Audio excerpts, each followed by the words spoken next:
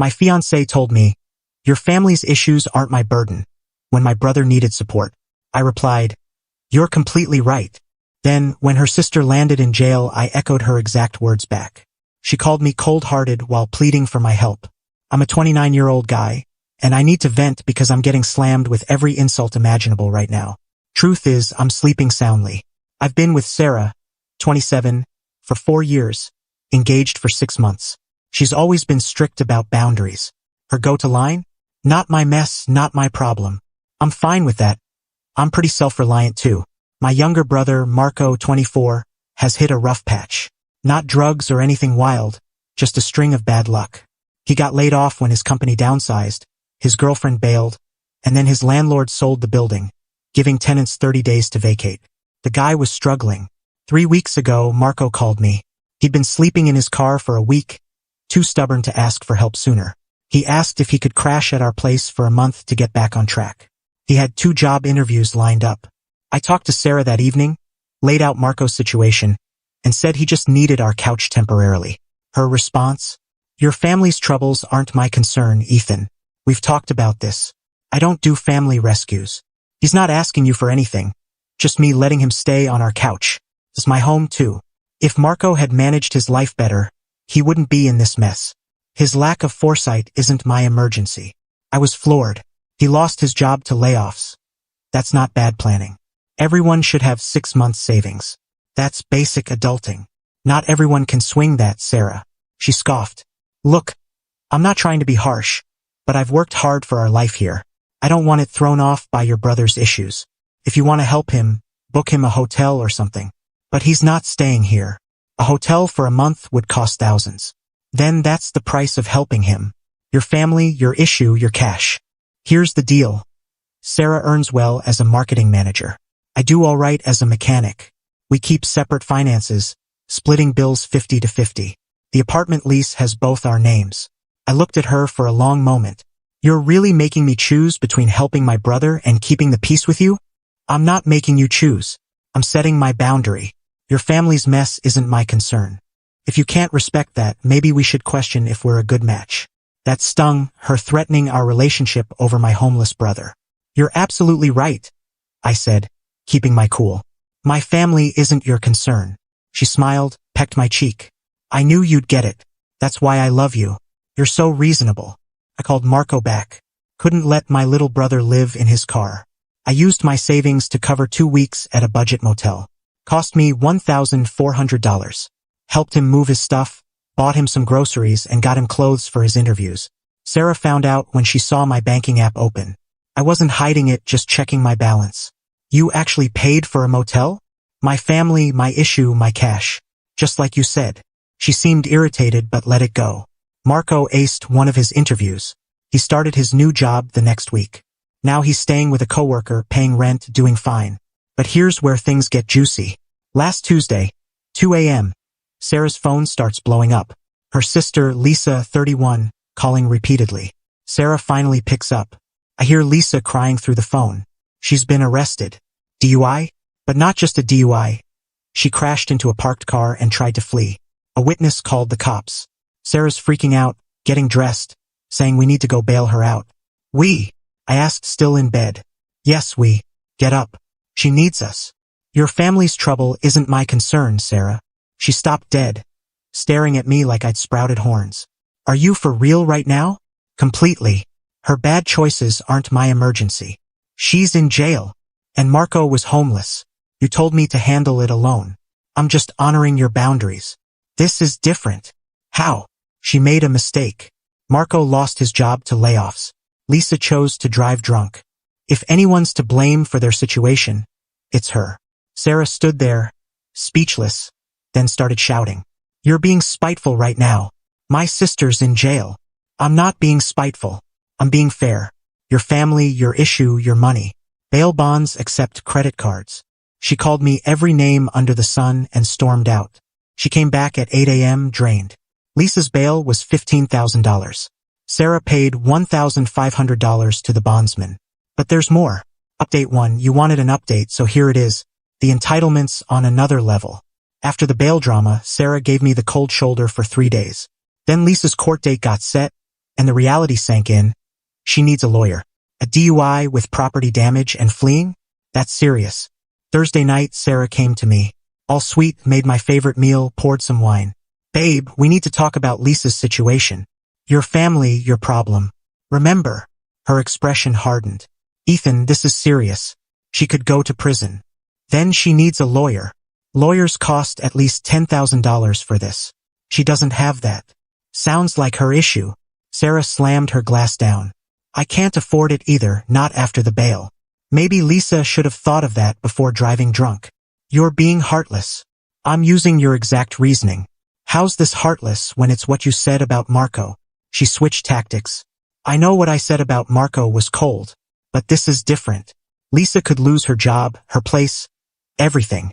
Marco did lose his job and place, and he didn't even break the law. Can you stop mentioning Marco? Can you stop being a hypocrite? Things got heated. She accused me of being vengeful, manipulative, uncaring about her family. I pulled up the voice memo I'd recorded of our talk about Marco. Yeah, I recorded it after she threatened our engagement. Seemed wise. Played it for her. Her own voice. Your family's trouble isn't my concern. She tried to snatch my phone to delete it. I stopped her. That's out of context. It's the same situation, except your sister committed a crime. Sarah's parents, Miguel and Elena, called me the next day. They've always treated me like family.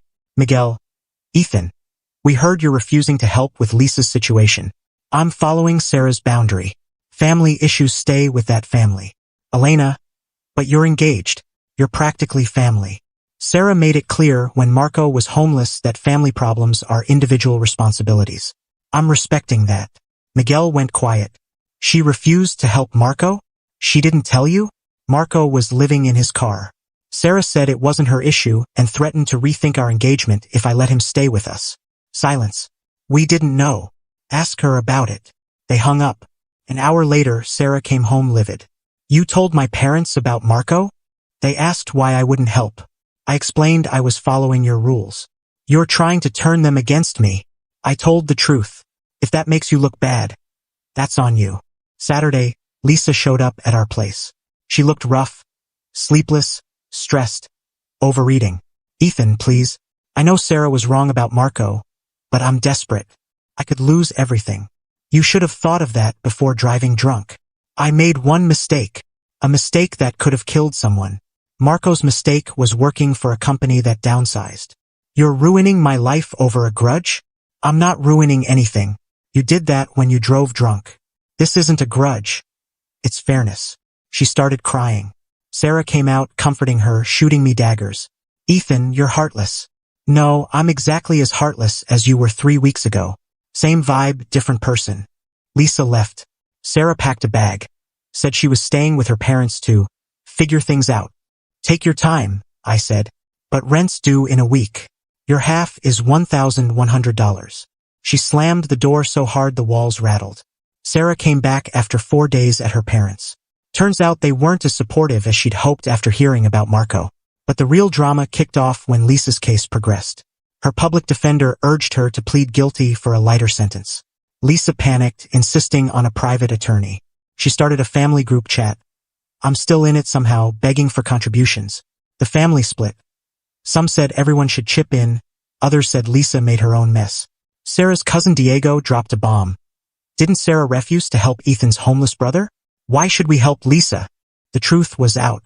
Apparently, Miguel and Elena spilled the tea at a family dinner. Sarah was getting dragged in the chat. Sarah's aunt. So family only matters when it's yours? Her brother Javier. Marco was homeless, and you said it wasn't your problem? That's harsh. Sarah tried to spin it. That was different. We have boundaries. Diego. Boundaries for his family but not yours? That's not boundaries, that's selfishness. Then Lisa, desperate, did something dumb. She posted online, asking for donations for her legal fees, painting herself as a victim. Someone, not me, I promise, commented with the police report details. DUI, property damage, fleeing the scene. The post blew up in her face. Her employer saw it. Fired her for breaching their social media and ethics policies. She worked for a charity. Sarah came home in tears. Lisa lost her job. Consequences. She's going to lose her apartment. Like Marco did. Stop bringing up Marco. Stop being a hypocrite. She threw a plate at the wall. I started recording on my phone. You're destroying my family. Lisa destroyed herself. I'm just not softening her fall. I'll never forgive you. You threatened to end our engagement over my homeless brother. Why should I care about your forgiveness? Then came the ultimatum. Help Lisa, or we're done. I laughed. Actually laughed. Sarah, we were done the moment you told me my brother living in his car wasn't your concern. I just stayed to see you face your own rules. You stayed for revenge. I stayed because I pay half the rent and don't break leases. But yeah, watching you deal with your own standards has been a perk. She moved out that night. For good. Yesterday, Lisa took a plea deal. 6-month license suspension, probation, community service, mandatory AA meetings, and $5,000 in fines and restitution. No prison time. Lucky her. But with no job and a DUI on her record. She's moving in with Miguel and Elena. Sarah's staying there too now. I kept the apartment. Marco moved in as my roommate after Sarah left. His new job's going great. He pays half the rent, keeps the place spotless, and doesn't tell me family doesn't matter. Sarah texted me this morning. You ruined everything for petty revenge. I replied, no, I followed your boundary. Your family's trouble isn't my concern. Remember? I hate you. Your feelings aren't my concern either. Blocked her after that. Final update. Wasn't planning to update again, but the ending's too good. Sarah tried to save face. Not with me, that bridge is burned, but with her reputation. She started telling people I was controlling, toxic, that I orchestrated the whole situation. Her mistake? Forgetting about the recording. When her friend Qley texted me, calling me garbage for abandoning Sarah, I sent her the audio. Sarah's own words. Your family's trouble isn't my concern. Qley went silent. Then, oh, she left that part out. Word spread.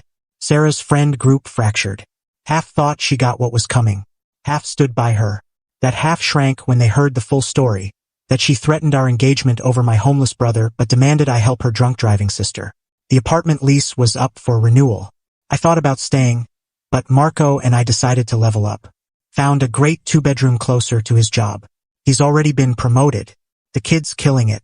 On moving day, Sarah showed up. Still had her key. The lease wasn't done yet. I want to talk. About what? Us. We can fix this. There's no us. Ethan. I know I messed up with Marco, but you were so cruel about Lisa. I treated Lisa exactly how you taught me to treat family in need. If that was cruel, what does that make you? She started crying. I loved you. You loved having me. There's a difference. Someone who loves you doesn't threaten to leave when your brother's homeless.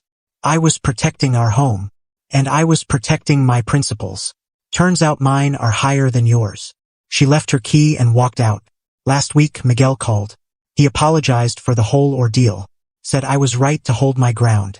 Mentioned Lisa living with them is tough. She's entitled. Doesn't pitch in. Complains nonstop about her unfair situation. She keeps saying if you'd helped, this wouldn't have happened. He said, exhausted. If she hadn't driven drunk, this wouldn't have happened. We know. Sarah defends her, though. They're perfect for each other then. He gave a tired laugh. We liked you, Ethan. Wish it had gone differently. It could have. Sarah made her choice. Mutual friends say Sarah's on dating apps now. Her bio says she wants someone family-focused with strong morals. I laughed so hard I nearly choked. Marco and I are thriving. He's dating someone great, saving money, doing well. We have dinner together most Sundays. Just brothers catching up. Last week, he thanked me for having his back when no one else did. Always, I told him. That's what family does. Sarah never got that. No, she thought family only mattered when it was hers. Her loss, man. Yeah, it really was. Looking back, Sarah did me a favor. She showed me her true self. Someone who preaches boundaries only when they suit her. Who sees my family as expendable but hers as sacred. Who uses ultimatums to control. The trash took itself out. Marco asked if I regret how it went down. My only regret? Not seeing Sarah's real character sooner. Could have saved myself a ring. But watching her face her own rules, seeing her parents realize who she is, worth every cent of that ring I'll never get back. Lisa's still dealing with her DUI fallout. Sarah's still single. Marco just got another promotion. And me? I'm good. When you stick to your values and protect the people who matter, life sorts itself out. My family's issues weren't Sarah's problem. Turns out, her family's issues aren't mine either. Funny how that works.